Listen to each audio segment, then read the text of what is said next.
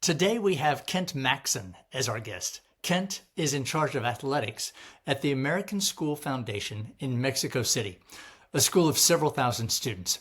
It is a part of the International School Framework, a framework that I didn't even know existed 6-7 years ago. I first met Kent several years ago at an international school conference in Bangkok, Thailand, where I was speaking. And we've gotten to know each other more and more over the years, including the last couple of years when he's come over to the United States during breaks for the NIAAA conference and then to visit family. But the NIAAA, the national organization that oversees athletic directors, is one that he's gone to the conference that I've spoken at, and we've seen each other. The last 2 years, we've actually tried to see manatees. That was one of his goals. So a couple of years ago we came, you'll hear us talk about it, unsuccessful attempt. But this past year, we did have success and saw a ton of manatees in the river. One of the things that I think the international schools do that is interesting, that other schools do more and more, even here in the US, is this focus on education-based athletics. This idea that winning is important, competing is important, and we learn important lessons from that in and of itself, the way we did when I was growing up, but then also a focus on what are we learning in terms of resilience, in terms of character development, in terms of collaboration and team building.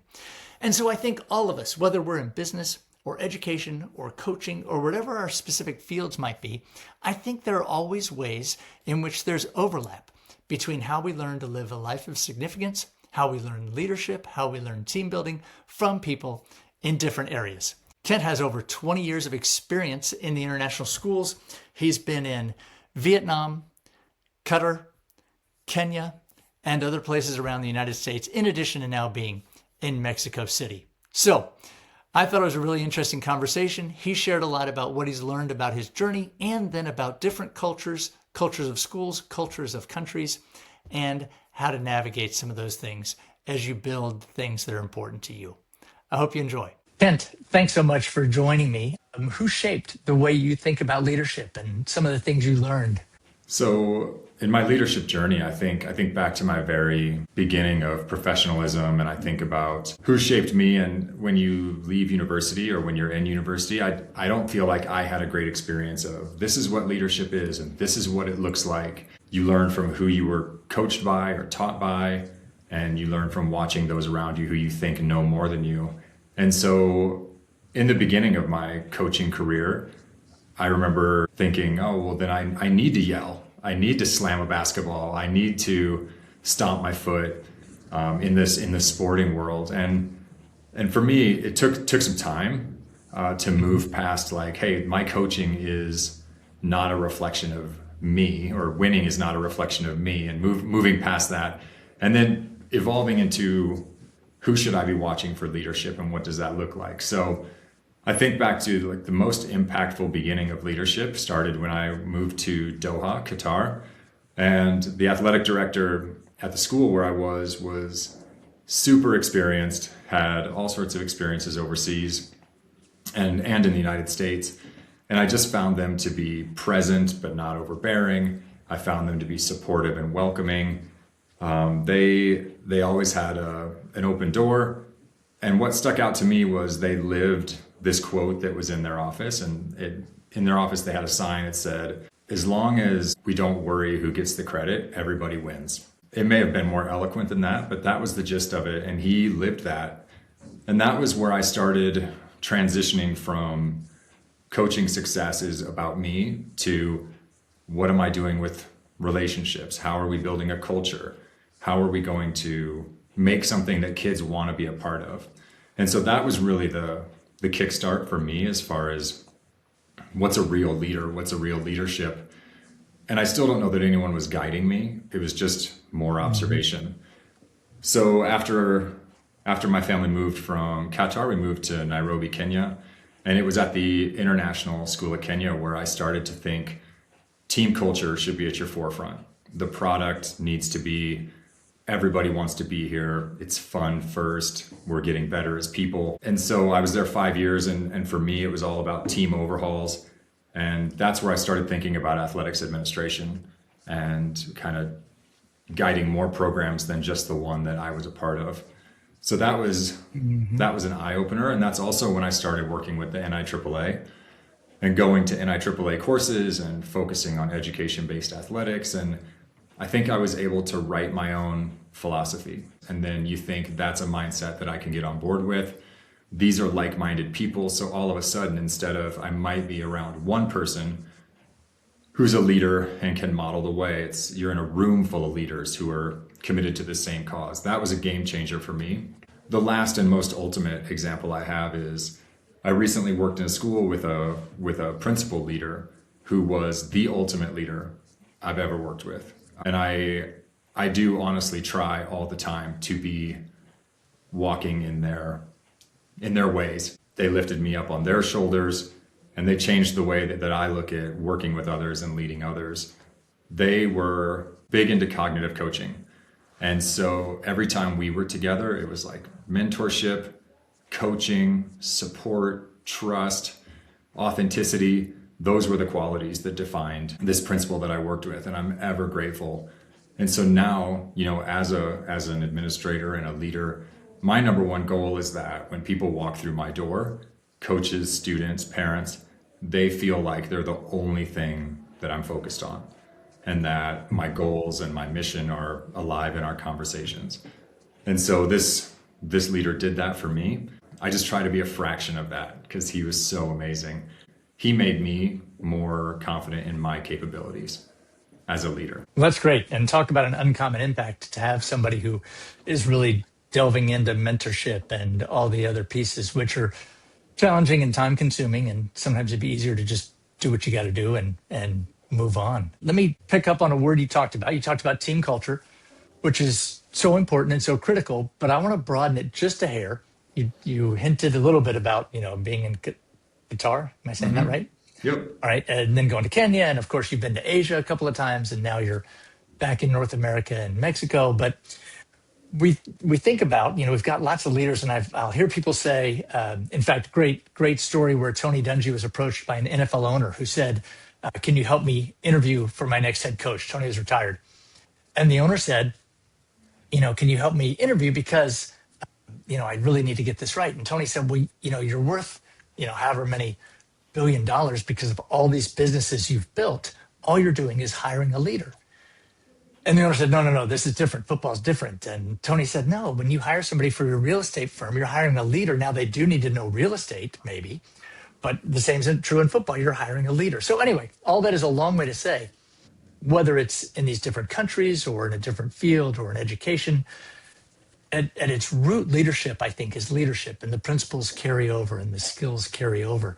What are some things you've had to deal with? And you've gone, though, to different cultures. Do you keep quiet for a while and figure out how things work in this country or in this school? Or are you able to jump in and say, nope, there's certain non-negotiables we're going to do? Or how do you navigate the idea of a culture? Yeah, so moving around overseas, and my wife and I have been doing this for over 20 years, and my kids have been along for the journey for 16 years and 13 years. Every time you change cultures, it's not just the country. It's the culture of the school. It's the culture of the people at your school. It's your day-to-day everything. You are leaving familiarity. And when you do that, you've got a lot of growing to do.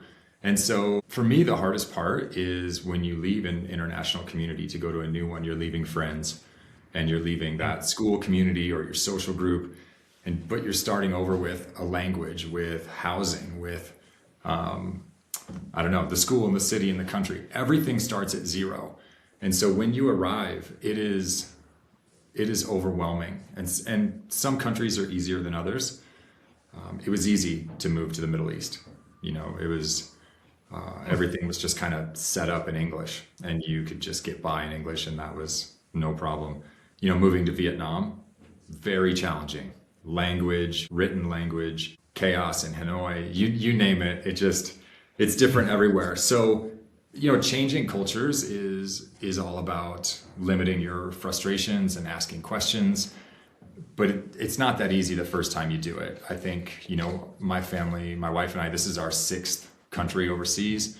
So we've been doing this a while, and I won't pretend that there aren't frustrations, and I won't pretend that it's always easy, but you do get used to it. and you do kind of get an understanding of what are my priorities when I arrive, what are the things that we really need to focus on.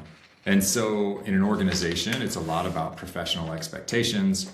It's about how do you fit in this new culture, because you can only find out so much in interviews. And I think there's a level of humility as well, because you have to ask for help. And when you leave somewhere as an administrator or as a person who's been there, you understand everything, and going back to zero in that sense is hard too. You have to swallow your pride a bit and balance. I know how to do this, or I don't. So those are all parts of changing cultures. But I think listening and learning and building relationships is at the core of all of it, and that's how you survive when you jump from country to country or school to school. And I'm sure even if I was working in the United States, if I was switching school districts, it would probably be similar as well. So I sometimes think about, possibly moving across town, which feels overwhelming. Certainly a little bit different to go from country to country. And interesting idea, right? Because there are certain, as you talk about, there's certain probably non-negotiables. We're going to make sure it's fun. We're going to make sure it's a culture that people want to be, a culture within the program that people want to be a part of. But at the same time, coming in with this sense of, I'm sure there's part of you going, look, I've been doing this for 20 years. I know what I'm doing. But you have to say, no, I'm at ground zero, and I'm starting over, and let me navigate the situation as I go. And it's a balance too, Nathan, because sometimes you want to just jump in and attack something, but you don't want to step on toes, burn bridges, relationships. And so knowing how to navigate things gracefully, and then also knowing where you don't overdo it, and you lean on others, build trust, and ask questions to try and make change over time. And yeah, it's a delicate balance. Yeah. Well, the coming back to whether it's a delicate balance of moving or a culture or, so many of these conversations come back to trust and communication. Let me pivot just a tad. Sure. And talk about challenges. So you talked about positive relationships you've had and mentoring experiences, but I'm sure at times there are challenges you've run across, whether they've been personal, professional, or leaders you've experienced. What about that? What about bouncing back and some of the qualities that you've picked up on, or lessons you've learned? Yeah. There are times where you talk to people who haven't experienced international teaching or an overseas lifestyle, and it might sound very glamorous, but elements anyway. But you do have those challenges, and I've been in a workplace that was toxic, where you felt like mistrust was a minefield every day, and you were on eggshells, and you didn't know when something was going to come at you, and that's exhausting, and it steals the fun. Mm-hmm. And that could happen in any workplace, not just in education. So I've been there. My first overseas teaching job was not what I was promised in my interview. And so upon arrival, there was, as fresh out of the United States, there was disappointment, there was confusion, there was wondering, am I the issue, or is this the way it always is? And so those things have always been there, just like any workplace. And so for me, I think about like what I've learned, and in these challenging situations is not everything's going to be perfect. I have to be flexible. Everything's an opportunity. I think it's the Art of Possibility is a book that I read that just speaks to make the best out of everything and how can you approach things. And that really landed with me. So on my toughest days, whether it's challenges with a student athlete or challenges with an administrator or culture, whatever it is, overseas, there are lots of unique situations. And I always think, what's the opportunity in this, and what can I control? What can I not control? And I guess for me, in these challenging situations, I rely on the network of people that I have around the world. I've worked with people on a variety of continents who have also moved to all these different schools. And from the NIAAA conferences, how many different places the international ADs are from. I can lean on 100 people and ask them questions. How do you navigate this at your school? So I guess that's an effort in battling, loneliness, feeling like I'm alone in this international place, and what do I do?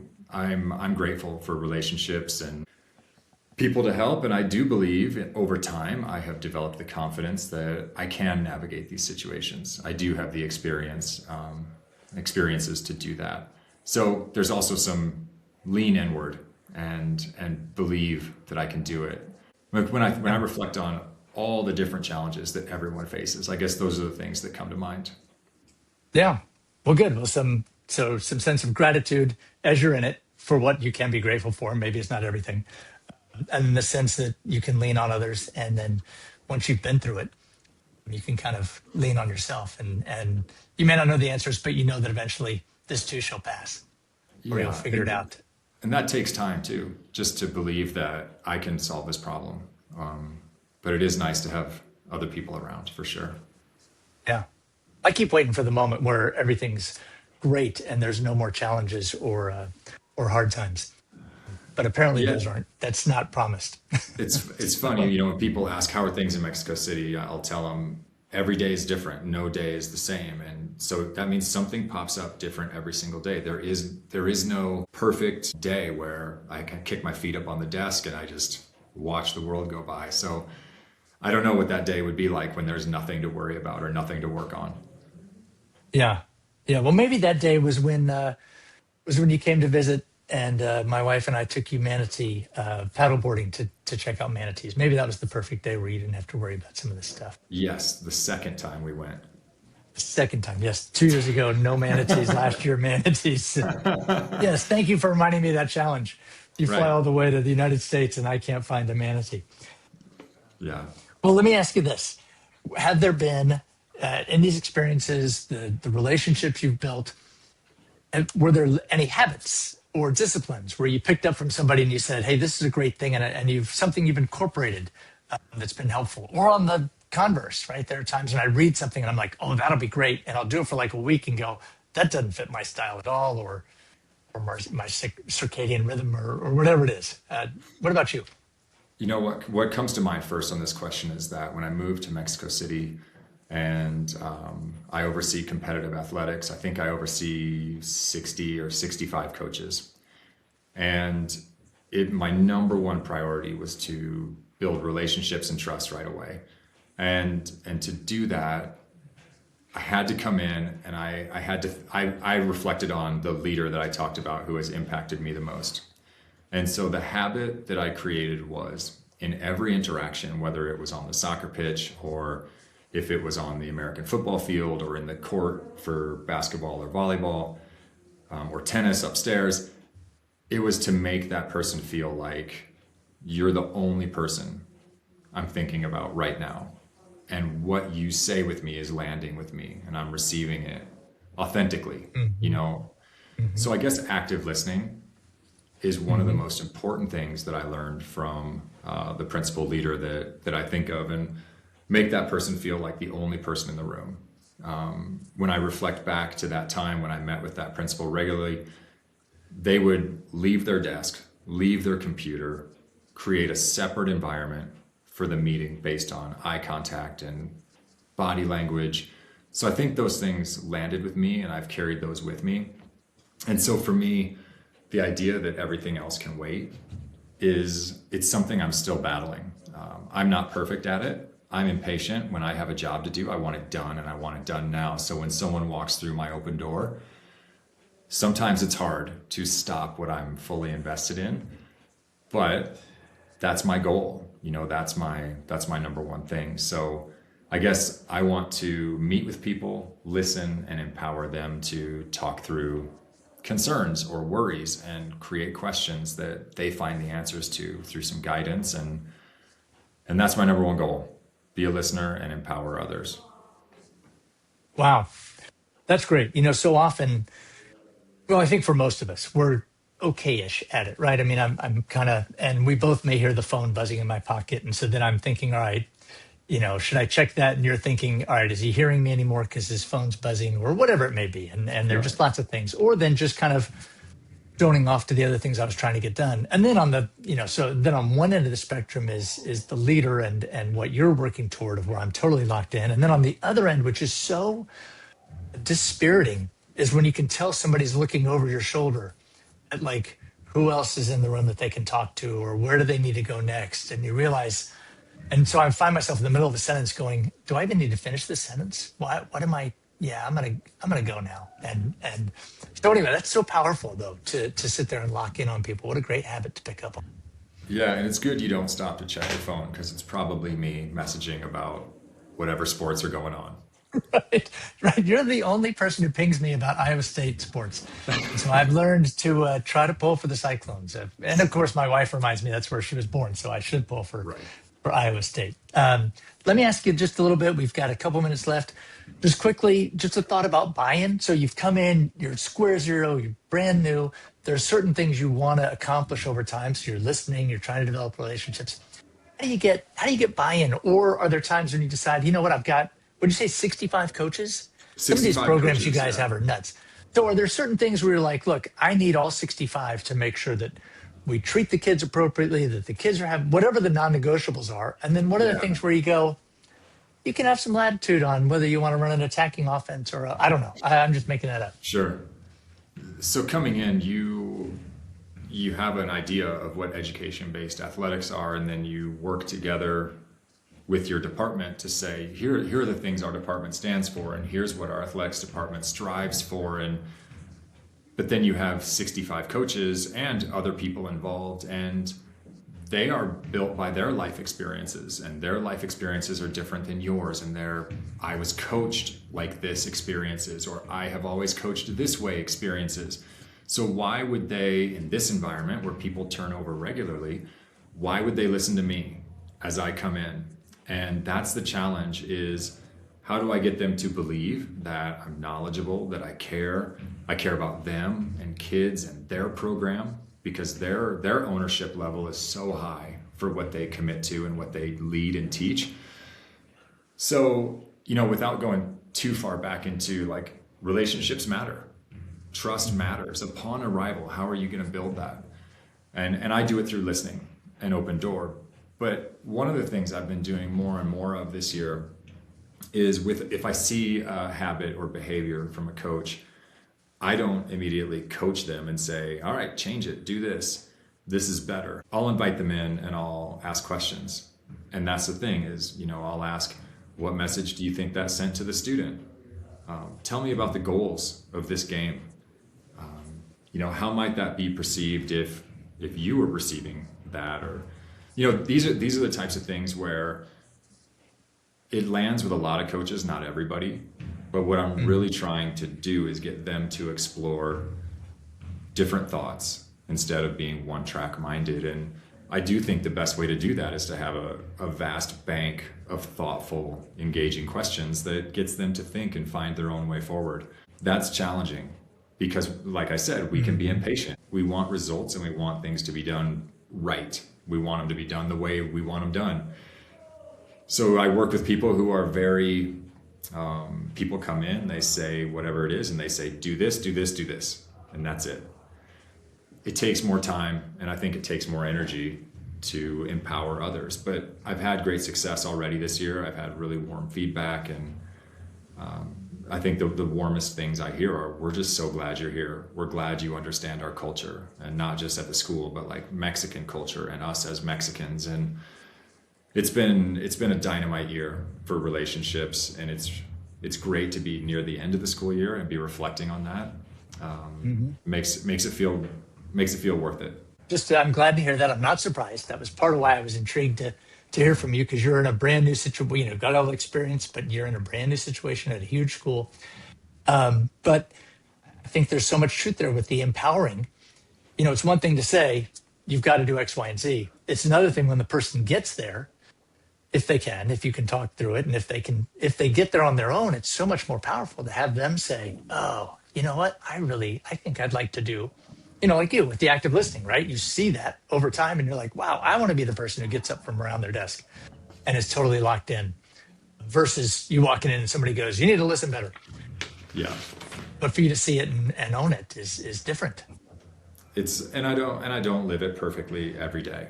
Right. But I'm trying and always getting better. And I think that's being realistic and knowing that I have growth opportunities as well is really important. Well, good. Yeah, we all have room for growth, right? If we don't think that, we're fooling ourselves. Hopefully we do. So let me just wrap with this. We've talked about impact and a little bit about being uncommon. What does uncommon impact mean to you right now as you sit there in a different spot and reflecting on a year in Mexico City? I think the uncommon impact that I'm bringing, and I love the name, by the way. It really made me think. But the uncommon impact that I'm bringing is just the idea that what we do is bigger than winning. It's bigger than winning and losing, and the impact we have goes far beyond what kids do in high school. We do have a community that's winning motivated, championships motivated, and so it doesn't always land that we want to equip kids, student athletes, for life beyond this school, beyond university. You know, what they learn now really matters. And so when we're trying to drive home these values, there's a reason. And so that greater purpose, you know, education-based athletics is not about winning or losing. It's about who we become. So I think that's the uncommon impact, is that I'm trying to make change that's systemic or bigger than this school. I'm really trying to change the way that people think and act, and I'm trying to do it through sports. So mindset shifts are hard, but that's the uncommon impact, I think. Awesome. I'm gonna end there. I'm just gonna affirm that, though. I actually had a conversation with the head of school at another school in Mexico a week ago. We were talking about this and talking about sports, and he said, you know, I am not much of a sports person, but I have so many more things I learned as a kid on the sports fields than I ever have applied higher level mathematics to. And all my teachers told me, no, the math is the important thing. And he said, and I've learned so much more about life, even as an academician on the field. So great. Keep having that impact, and God bless you as you go. Thanks, Nathan. Ken, thanks so much for taking the time with me. And you're about to start your day, and good luck wrapping up your year. And thanks for your time. It was a pleasure. My first podcast. I'm glad I did it with you. Awesome. Perfect. Thanks so much.